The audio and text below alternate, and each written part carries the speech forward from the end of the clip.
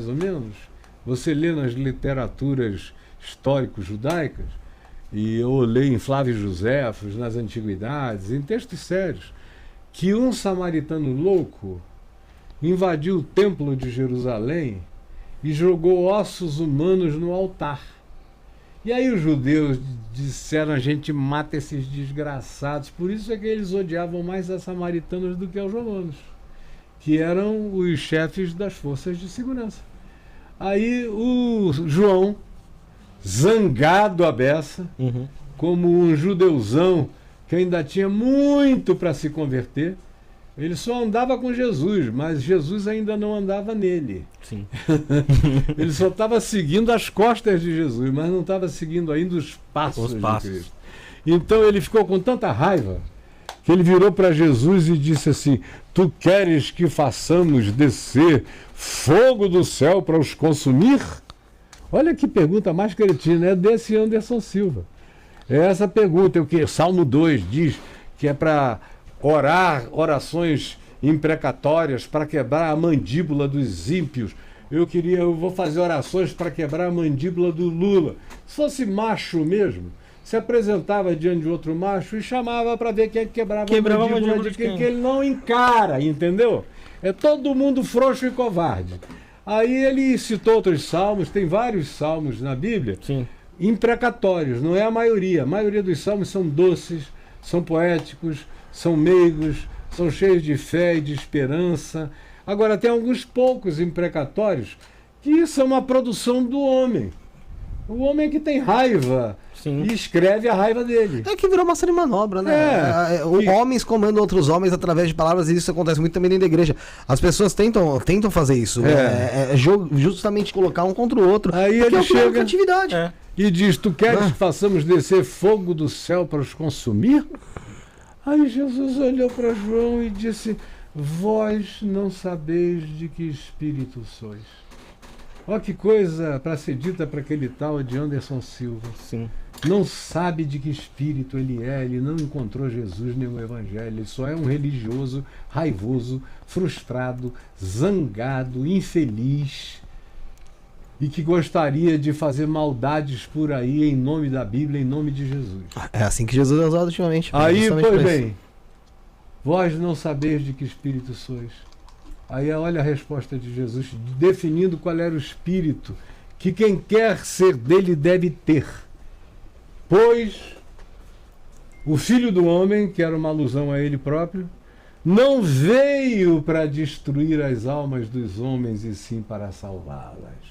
Depois disso tinha que acabar a palhaçada inteira, né? Sim. Dos evangélicos, do Arminha, de 18 para cá, toda essa loucura que está por aí. Hoje virou uma loucura tão grande que eu arrisco a dizer que se voltasse no tempo, com o nosso tempo atual misturado, e colocassem de novo lá para o povo escolher entre Lula e Bolsonaro ou Jesus, o pessoal ia escolher soltar Lula e Bolsonaro. Não, eles iam soltar o Bolsonaro. Não, mas entre Lula e Bolsonaro... O Bolsonaro é um Barrabás contemporâneo. Assim como eu também acho que tem a participação do Lula também nesse ponto. Mas aí é outra história.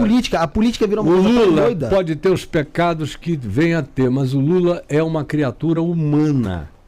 O Bolsonaro é um ser inumano, desumano e qualquer outra adjetivação que descaracterize a humanidade. Você acha que o Bolsonaro ele é passível do inferno que você estava comentando aqui agora? Não, ele já vive no inferno, né? O Bolsonaro, primeiro, ele é um dos maiores covardes que eu já conheci. Se você botar o Bolsonaro no escuro ali, sem a trupe dele em volta, e ele encontrar comigo, eu bater o pé, ele corre. É frouxo que não acaba mais aquele cara ali. Ele é o rei da transferência. Ele queria explodir os quartéis. Sim. Lá atrás. Anos 90, né? Queria explodir. Queria explodir o Guandu, o serviço de água da cidade do Rio de Janeiro, para conseguir salários melhores para os colegas dele. Aí quando o bicho pegou, na mesma hora ele botou o galho dentro. Ele sempre bota o galho dentro. Ele perdeu a eleição. Um dia antes, ele já tinha ido embora. Agora, mobilizaram a quantidade de seguidores por causa da inelegibilidade dele, que é inevitável, para que os seguidores fiquem em volta dele animando para ele não cair em depressão profunda, porque o Bolsonaro é frágil. Ele é um talinho de cana frágil. Ele tem muito arroto, mas tem que ter gente para fazer coro com o arroto dele, porque sozinho ele não arrota, não. Pastor, deixa eu aproveitar isso que o senhor está falando. Aí outra pergunta parecida com a da fé, que é a questão do perdão, né? O perdão também é um exercício diário, não é? Uhum. Porque acho que todos nós já fomos traídos aqui, já fomos feridos, né? E esse perdão toda hora parece que vem nos visitar, né? Uhum. Eu vejo que o senhor fala dessas questões políticas com muita sapiência, mas interiormente isso não é algo que te... Eu só fico triste de ver esses crentes que dizem que são de Jesus, que dizem que são cristãos do Evangelho, seguirem um cara que tem o espírito de um anticristo. Porque o Bolsonaro é tudo menos alguém que resplandece o espírito de Cristo. Uhum. E essa igreja que está aí também não conhece Jesus. Mas é por causa daquilo lá, de pessoas que usam o nome de Cristo para poderem se autopromover. O cristianismo pregar. Faz 1.700 anos que o nome de Jesus vem sendo usado pelo cristianismo para cometer as piores barbaridades. A Alemanha de Hitler era toda luterana, meu amigo. Era toda cristã. Ele era católico, não era? Ele toda. Então, o cara me dizer que ele é do cristianismo ou não é do cristianismo, não está me dizendo absolutamente nada. Eu prefiro conhecer um indiano que trata bem a mulher, que ama os filhos, que reparte o pão com o faminto, que tem a consciência tranquila, que não guarda ódio no coração. Esse aí é meu irmão. Esse aí é discípulo de Jesus, ainda que não conheça o nome Jesus, J-E-S-U-S, que é só um nome na boca dos cristãos. O nome Jesus é só um apelido para o ídolo religioso deles. Mas o conhecimento de Jesus, a maioria não tem e não sabe. É igual João, como eu citei há pouco. Queres que façamos descer fogo do céu para os consumir? Aonde você vir esse espírito da oração imprecatória, eu estou amaldiçoando. Jesus disse: abençoai e não amaldiçoeis nunca. O apóstolo Paulo, a mesma coisa: abençoai e não amaldiçoeis. Um indivíduo que se diz cristão e amaldiçoa, ele está fazendo magia negra contra a própria alma dele. Ele está invocando o que de pior pode acontecer sobre o próprio ser dele. Não é sobre o outro, não. O outro vai embora com a graça de Deus. Agora ele, o que amaldiçoa, vai ser vítima das suas próprias maldições proferidas contra o próximo. Como esse garoto aí que eu falei, Anderson Silva, está querendo fazer oração de salmos imprecatórios para destruição dos inimigos de Deus na terra. Tudo Velho Testamento. Tudo aquilo que não passa no teste de Jesus, que não passa no filtro de Jesus, que não passa na hermenêutica de Jesus, na chave interpretativa de Jesus. Porque tem uma coisa, só para eu terminar aqui rapidamente, depois vocês perguntem o que queiram, mas eu finalizo esse pedaço, dizendo o seguinte: uma das coisas nas quais eu dou ênfase é em Jesus como chave interpretativa, como chave hermenêutica. Se você tem uma Bíblia, ganhou a Bíblia, ela vai do Gênesis ao Apocalipse, e você anda com ela no peito, e você não tem discernimento, a sua chance de se tornar um esquizofrênico é enorme. Tanto é que 70% dos que estão em clínicas psiquiátricas no Brasil são oriundos das igrejas evangélicas. Porque o Velho Testamento manda descer o cacete. Jesus vem e desperdoa. É um conflito interno. É uma coisa insuportável, não dá para conciliar. O pessoal compra o pacote. É completamente inconciliável. Mas aí, como eles não conseguem explicar Jesus à luz de Moisés, e nem tampouco Moisés lendo Jesus, eles dizem: a gente não precisa entender nada disso, basta declarar que esse livro é a palavra de Deus. Aí eles abrem e aonde cair, eles dizem: isso é o que Deus está me falando hoje, vai E abomina o teu irmão que não quis andar contigo. No Velho Testamento. Está cheio de coisas no Velho Testamento que não cabe. No Evangelho de Jesus não coube, não caberá jamais. Muita coisa contra a mulher, né, pastor? Ih, meu Deus, a pobre da mulher. A pobre da mulher, inclusive, porque quando Jesus é a chave hermenêutica, deixa eu te explicar o seguinte, ó, deixa eu pegar teu livrinho aqui. Não, esse é meu, mas Esse pode é pegar, seu? pode pegar. Tá bom, faz de conta que isso aqui é uma Bíblia. Aí você tem o Velho Testamento, é a maior parte para cá, e aqui tem o Novo, nesse pedacinho aqui, certo? Agora, aqui, nesse pedacinho, você tem 4 evangelhos: Mateus, Marcos, Lucas e João. Eu não sinto falta de nenhum outro dos apócrifos.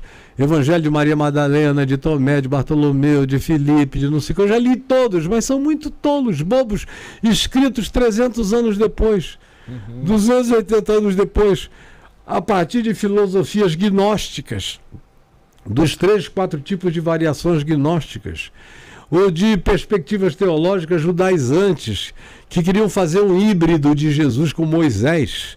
Imagina que coisa mais horrorosa, né? Jesus e Moisés num híbrido só. E aí o que acontece? Como tem os 4 evangelhos aqui, depois dos 4 evangelhos vem o livro de Atos dos Apóstolos e as cartas de Paulo, Pedro, Judas, Tiago, João e por aí. Aí eles dizem, bom, quem acha que entendeu melhor, diz, então tá bom. O Velho Testamento eu vou ler como instrução histórica, para saber como era no tempo passado do judaísmo. Eu vou ler como instrução histórica, e tem alguns salmos legais demais que a gente também adota porque não faz mal a ninguém, é doce, é suave e tudo mais. Mas ele diz, no entanto, de Mateus para frente, no Novo Testamento, tudo é palavra de Deus. Não é, Caio? Eu digo não, cara. Palavra de Deus é Jesus. Só houve uma palavra de Deus. É o Verbo que se fez carne e habitou entre nós, cheio de graça e de verdade. Nós vimos a sua glória, glória como do unigênito do Pai. É Jesus. É o Cristo em Jesus. Os 4 evangelhos me dizem o que Jesus fez, ensinou, gestuou, praticou, ou seja, encarnou. Agora, Paulo não era Cristo. Paulo disse coisas lindas que ele discerniu de Jesus e entendeu coisas que estavam para além do que o tempo dele aceitava como prática. Por isso ele escreve aos Colossenses e diz que em Cristo não há nem homem nem mulher, não há escravo nem liberto, não há judeu, nem grego, nem celta, nem cita, nem diferença étnica, nem de gênero, nem de nada disso. Paulo sabia disso. Mas ele lidava no mundo greco-romano, aonde tinha um monte de outras coisas. Tinha os judeus judaizantes que iam perseguindo a Paulo onde quer que Paulo fosse. Paulo foi mais apedrejado por causa dos judeus de Jerusalém do que por qualquer perseguição romana ou de qualquer outro grupo humano. Eram os judeus, eram os crentes de Jerusalém destruindo Paulo. E Paulo fazia aquilo que para ele era uma média ponderada. Porque, por exemplo, escrevendo aos Colossenses, ele tinha amigos lá como Filemon, que era dono de escravos. Tem uma carta de Paulo a Filemon pedindo para ele receber o seu escravo Onésimo, não como escravo, mas como irmão, porque o Onésimo era irmão dele em Cristo, onde não podia mais haver nem escravo nem livre, porque todos eram livres em Cristo Jesus. Mas havia outros caras mais casca grossa. Então o que é que Paulo faz? Quando ele escreve aos Colossenses, ele bota o princípio eterno. Princípio eterno, em Cristo não há homem, nem mulher, nem isso, nem aquilo, tudo que eu já falei. Mas na hora que ele dá sequência à carta, ele diz, olha, você que tem escravo, tenta ser legal com ele. Você que é casado, ame a sua mulher. Aí a mulher que vivia debaixo daquele machismo patriarcal, chauvinista, humilhante, amargurada pra caramba, que tinha que dar para o homem só porque o cara chegou em casa com um tesão doido e falou, vai, tira a roupa e vem aqui, que senão eu vou te encher a mão. ela vivia cheia de amargura. Aí Paulo diz: olha, e você, seja submissa ao seu marido. Aí, aquilo que era circunstancialmente algo aplicado ao contexto do primeiro século, do mundo greco-romano, mas que não tinha nada a ver com o princípio universal de Jesus, que quando a gente ficasse mais maduro, maior, mais evoluído, a gente deixaria tudo aquilo, assim como a escravidão acabou, Sim. assim como um monte de coisas acabaram, e eles não brigam por causa disso. Mas fica lá o Andrezinho Valadão, lá em Orlando, na Flórida, dizendo: homem é homem, mulher é mulher, o homem é o cabeça, a mulher tem que obedecer, tem que fazer isso, tem que fazer aquilo, porque ele é filho do primeiro Adão. Ele não é filho de Jesus, o segundo Adão, onde a grande mulher do segundo Adão não é Eva, é Maria. Que ficou grávida sem que o anjo Gabriel comunicasse ao marido dela. Olha só que amoralidade. Veio, visitou a menina e disse: olha, você foi escolhida para ser a mãe do Salvador. Aí ela não disse: escuta, deixa eu falar primeiro com o meu noivo, José, nem com o papai, nem com a mamãe. Deixa eu falar primeiro. Ela disse: eis aqui está a tua serva, Senhor, que se cumpra em mim conforme tu queres. Diferentemente de Eva, sobre a qual se diz: o teu desejo será para o teu marido. Isso tudo é Velho Testamento. Morreu na cruz, morreu em Cristo. Em Jesus é outra situação que se define. Então, não tem diferença. O judeu não é melhor do que o grego, do que o cita, do que o celta, do que nenhuma outra etnia de nenhum lugar. É só um outro ser humano, como Paulo diz. Que se eles receberam compreensão primeiro, ótimo para eles. Bom. Prestem atenção, porque sim, quem recebe entendimento em primeiro lugar vai receber cobrança mais séria do que qualquer outro. Então, junto com os privilégios, vem grandes pesos e responsabilidades. A escravidão acabou. Você não viu nessa campanha agora dos crentes com o Bozo ninguém defendendo a volta da escravidão, porque seria demais, né? Sim. Mas a subserviência da mulher, eles não querem largar isso de jeito nenhum. Tratar mal o gênero diferente, a escolha sexual, a escolha emocional, a escolha afetiva, eles continuam fazendo a mesma coisa, embora em Cristo não haja nem homem nem mulher, nem diferença de gênero. Cada um tem a liberdade de ser quem é, de escolher viver ou de aceitar a natureza que herdou. Fala-se tanto da importância da família, mas só da família que ele disse a família, né? Não das famílias que realmente existem, né? E por exemplo, Jesus foi um que violou esse negócio da família tradicional. Porque quando ele estava morrendo na cruz, Maria, mãe dele, estava lá. E havia irmãs dele lá. Havia parentes dele lá. E o que é que ele faz? Ele vira para Maria, mãe dele, e diz assim, apontando para João, o apóstolo: mulher, eis aí o teu filho. E Maria tinha um monte de filhas e de filhos. E diz para João, que tinha irmão, tinha pai, que era dono de uma indústria pesqueira na Galiléia, e diz para João: eis aí a tua mãe. E o texto de João diz: daquele dia em diante, João a levou para casa. E a tradição diz que Maria morreu em Mileto, sendo cuidada por João até o fim da vida dele. Que família é essa? Quando tinha tanto DNA familiar em volta, aí vem Jesus e constrói uma nova família. Acho que falta o pessoal entender que família não depende realmente de gênero, depende de amor. É claro. Só o amor. Você pode ter uma família sem ter uma relação afetiva, sexual, sei lá, com uma pessoa. Você pode viver bem com uma pessoa sem... Como a nossa musa, que sentou aqui há pouco, falou que ela tem muita alegria na minha vida por eu ser pai de tantas milhões de pessoas. Eu sou amado, como se eu fosse pai de gente que eu nunca encontrei. Estão falando aqui muito, nós estamos vendo com as pessoas. De gente que eu nunca encontrei, mas que eu amo.